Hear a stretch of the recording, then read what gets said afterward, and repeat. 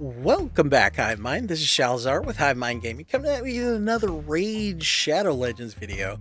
So, big news, the new Fusion has launched, and thank goodness they did it like an old school Fusion, just with the new champs. So we've got to get 4 copies of each of these champs, which is really going to help once we actually start summoning our green shards. We can get these rares, summoning our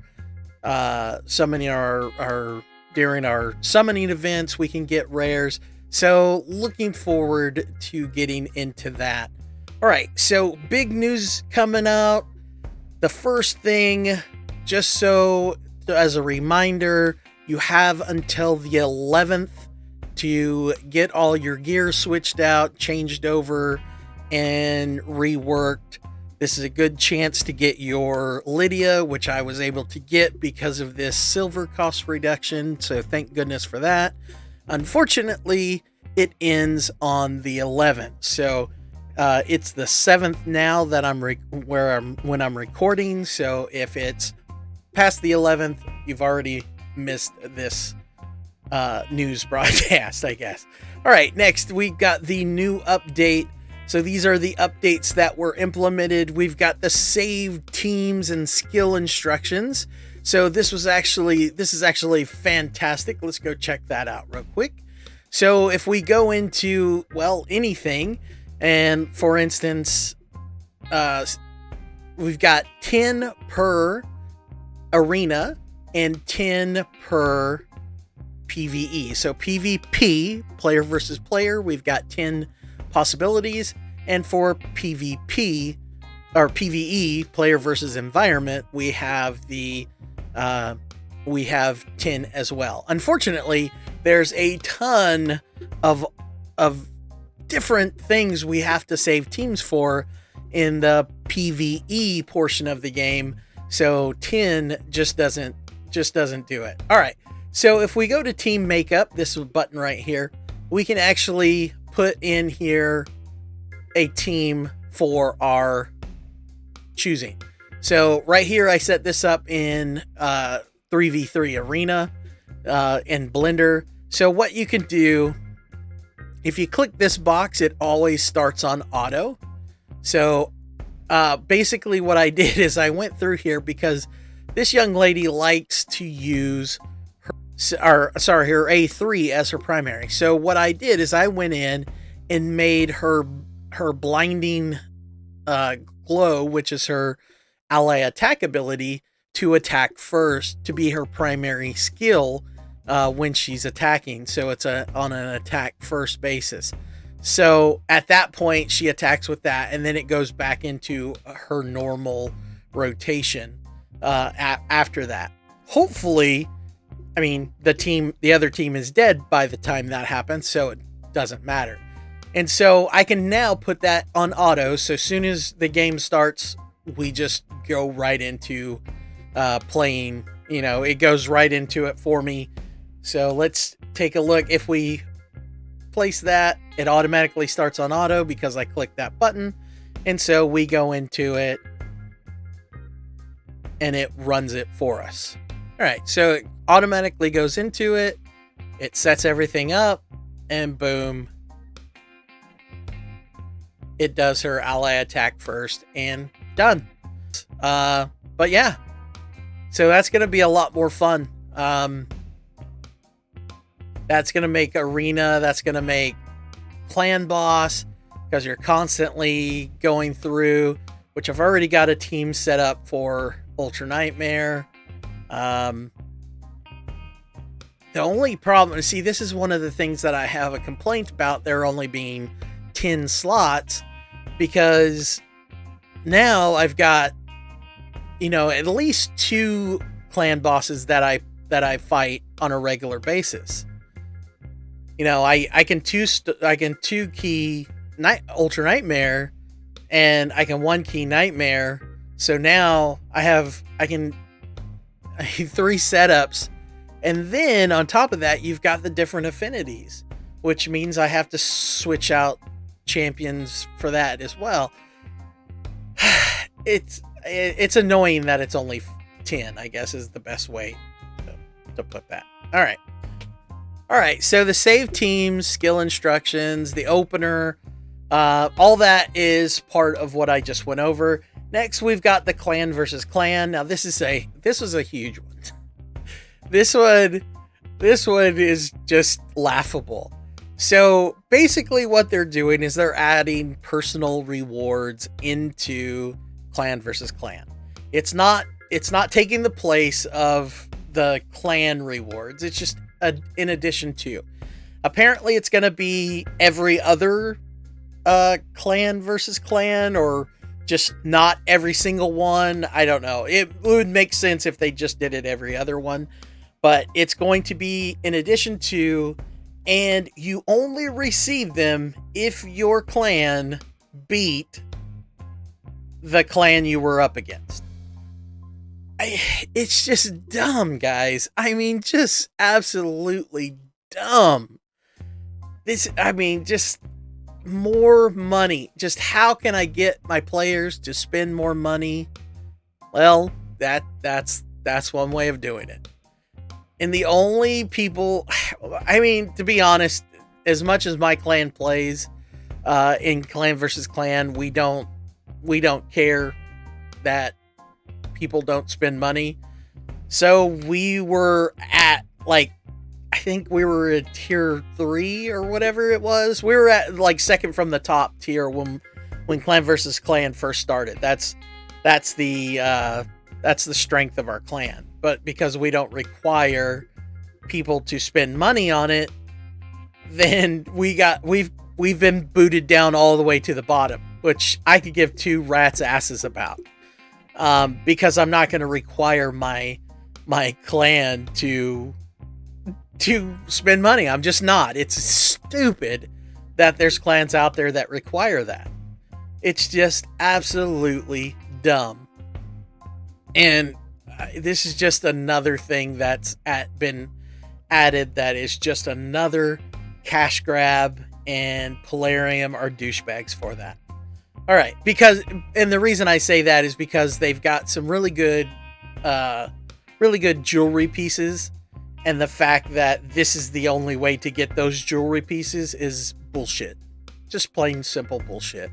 It's a cash grab, and whoever's willing to spend the most cash on it gets those jewelry pieces, and it's crap. All right, Playtime Rewards. So this is cool. I do like this change. I mean, it's not a lot, but it's at least something. So it depends. If you're level 1 to 30, there's no change in it. 31 to 50, your gold goes up a little. You get a greater potion instead of a lesser potion, and you get more silver. And then at level 50, they go even higher. So, like I said, not a lot of difference, but at least a difference.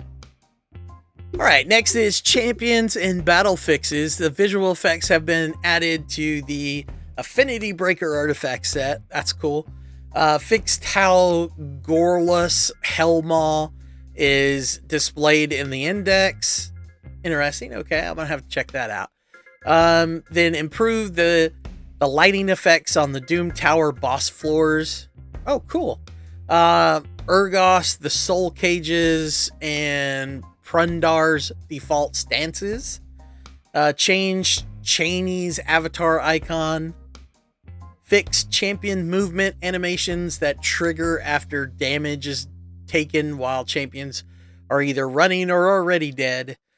Fixed errors that occurred when battling against the Celestial Griffin.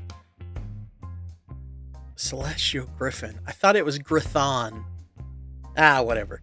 Using champions with poison bomb and HP burn debuffs, as well as continuous heal buffs. I didn't know that there were errors when using those things. Anyway, interesting. Okay. Champions that can self-revive using their own skills will no longer waste their skills if they currently have a revive on death buff. Okay. Let's see. So if you have multiple revive on death champions, they won't just spam those. Interesting. Okay. Buffs or debuffs that cannot be removed by enemies now also cannot be affected or removed by allies. Oh, interesting. So that means you can't override. That means you can't override Brogni's shield with a bigger shield then.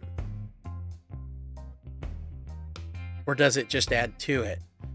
Ooh, that's something that's going to have to be played with. Or the caster or recipient of the buff or debuff. This affects Marquis. Paralyzing Bolt's ascended skill, and Umbral Enchantress's Undying Evil skill. Okay. Fixed a bug that meant skills that have level upgrades that increases the heal percentages were not taking the upgraded heal amount into account after reviving champions. Okay, that's good. Xavia now uses her Deadly Catalyst skill on auto. Stun debuffs will no longer be placed by the Celestial Griffin's Fair Wind passive skill on a champion with masteries that decrease a turn meter after their attack has finished. Under Priest Brogni's Readout passive skill will now reflect damage and heal allies correctly when ally shield buffs are broken by enemy attacks. Okay. Immunity artifacts now activate at the start of the round before debuffs can be placed on a champion wearing those artifacts. Alright, fixed the visual bug that affected freeze debuffs placed by Tormund the Cold when Kreela Witcharm used her Blinding Glow skill to team up with allies against Tormund. Good. Kreela Witcharm's allies now team up correctly in the Blinding Glow skill triggers a counterattack, but placed on an enemy. Huh. Fixed an error in Tag Team Arena battles that resulted in the game freezing. Black Knight's Valorous passive skill now works as intended when the hit is fatal. Additional HP is now displayed correctly when Rhodos, the Lost Groom, kills an enemy with... I mean, how many times do they have to fix this? They had to fix this before.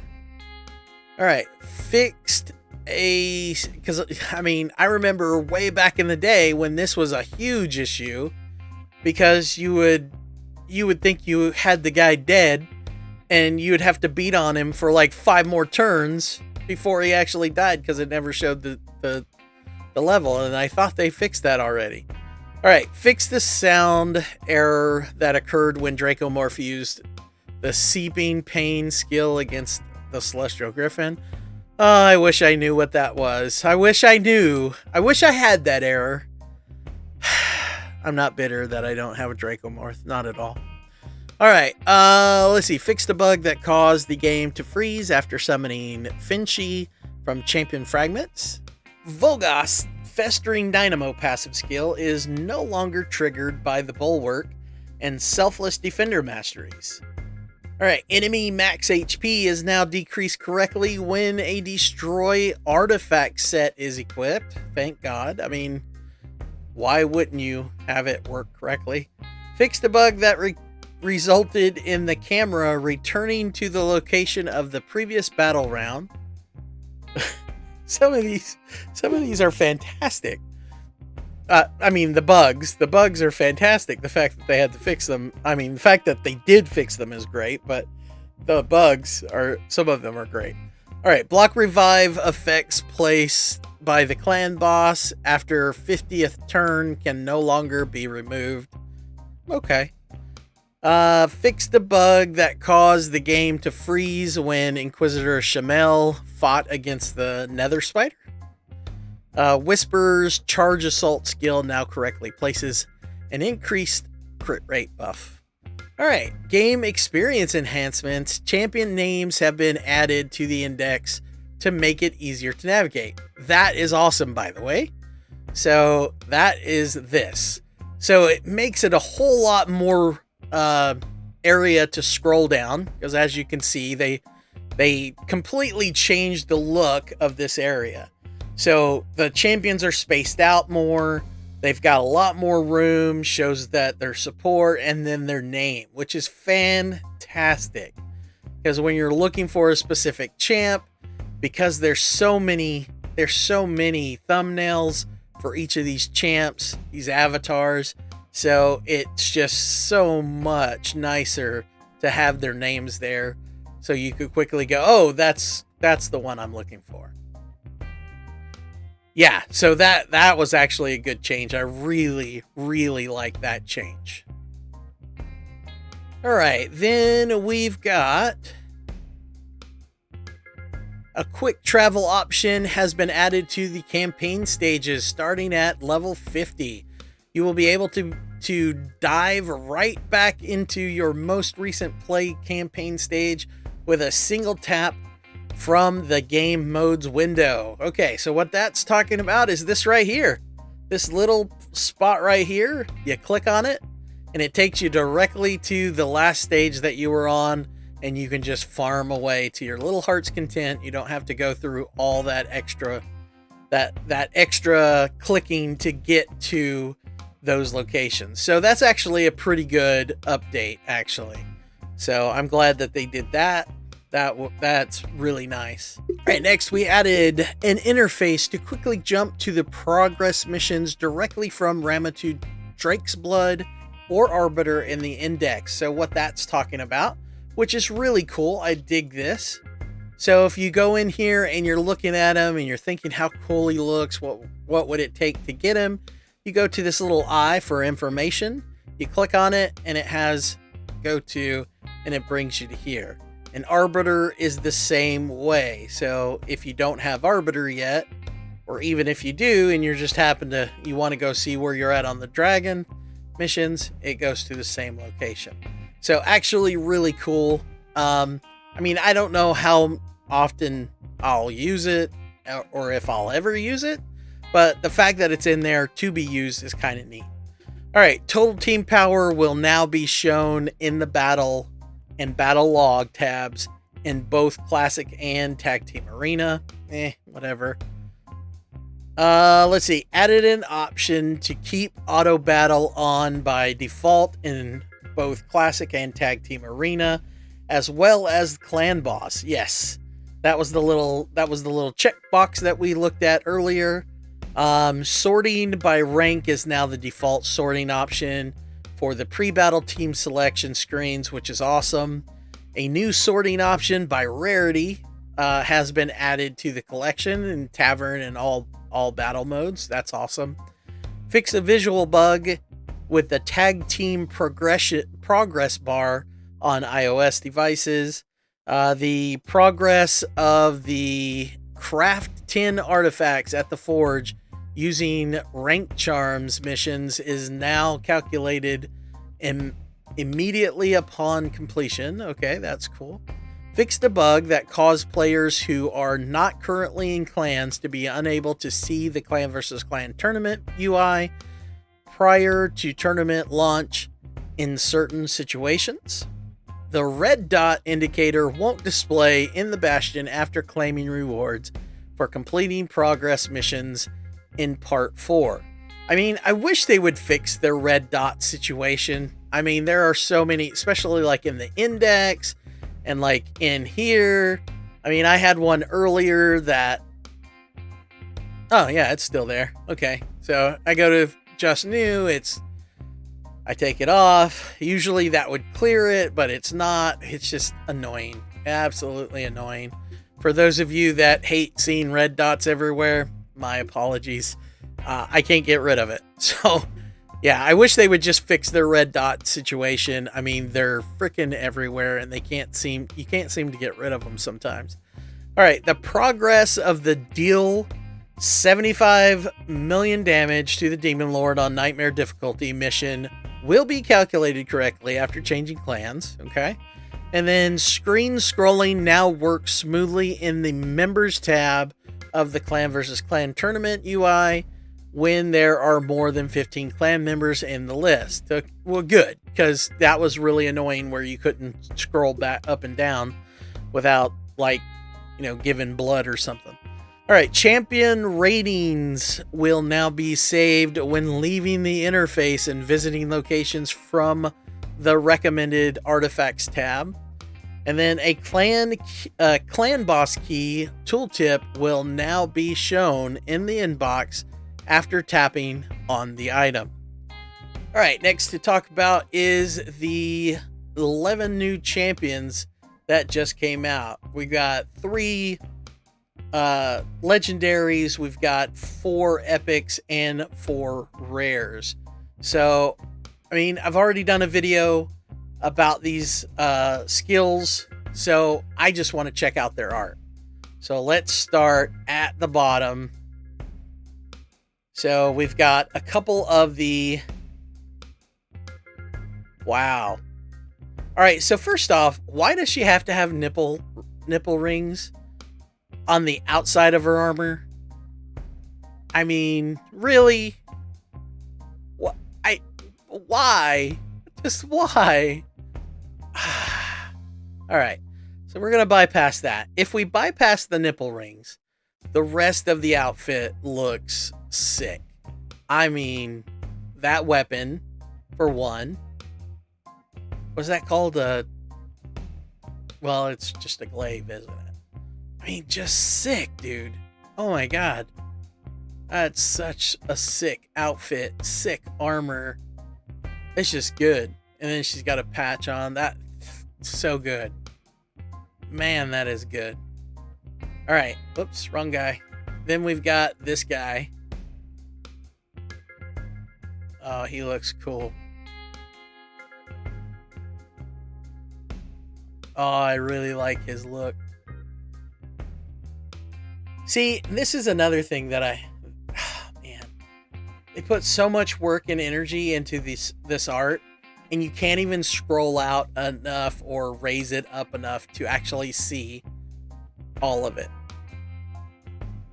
If I had a choice, I would want them to be able to scroll out. There's something wonky going on with his left arm, though. His left arm looks a little wonky. But I wish there was a way to scroll out so you could see all of the art. Because some of these guys are just too big. And we'll see that when we get to the Ogrins, I'm sure.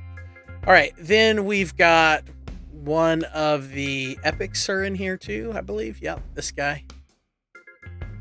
Ooh, wow. So not only is his sword have this weird energy sifting off of him, but it's sifting off his arms too. That's really cool. I mean, I didn't know Cousin It was a samurai, but I mean, that's pretty cool. All right, I don't think we had anything. Oh yeah, we've got 2 of the rares in here too. Got a ninja, the assassin. See, that looks so cool. He's got the grappling hook. Yeah, that's badass. And then we've got Odachi. Oh, he looks cool. Just like your typical samurai warrior. I like it. I dig it. I dig all of those so far. Those are really good. All right, so we've seen the full art for this guy, but... Oh, Christ, this guy's a cannoneer.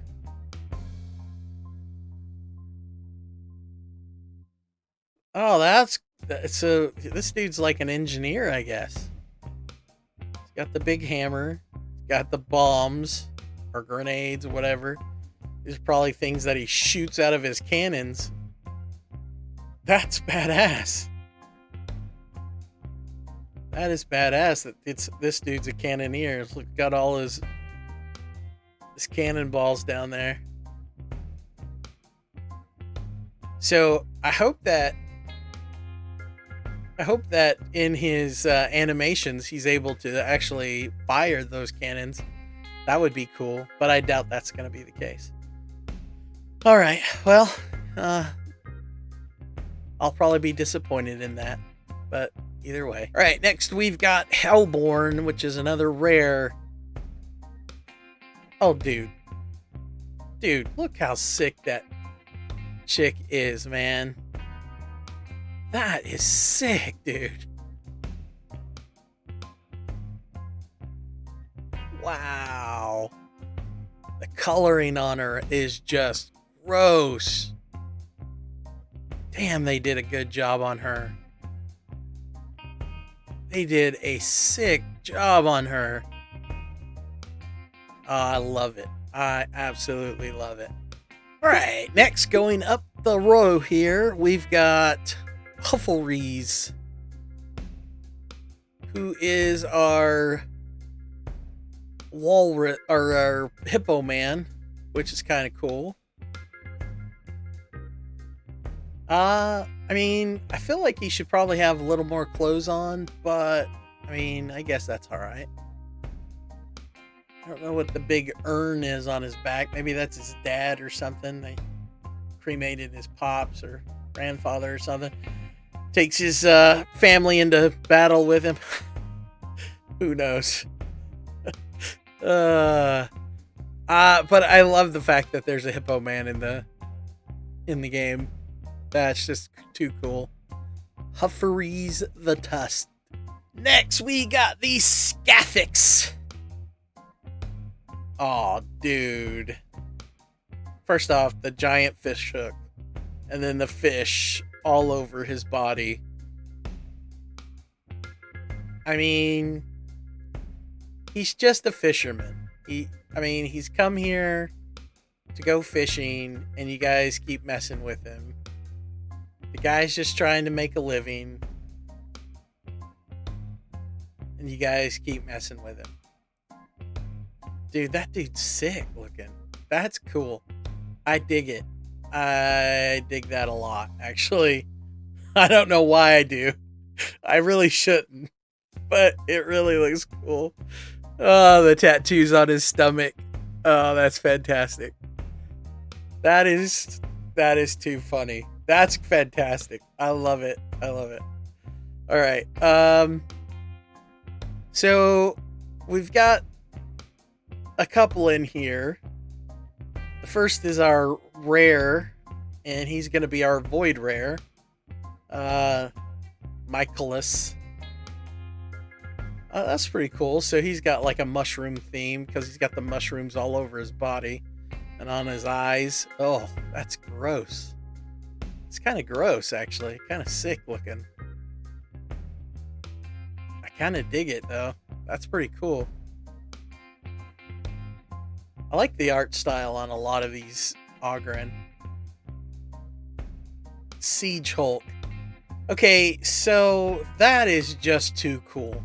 So he's got a ballista on his back, and of course we can't see it because they don't. God dang it! I really want to see that. I really want to see the whole thing with that ballista on his back. Man, God, that armor is good. That is so good.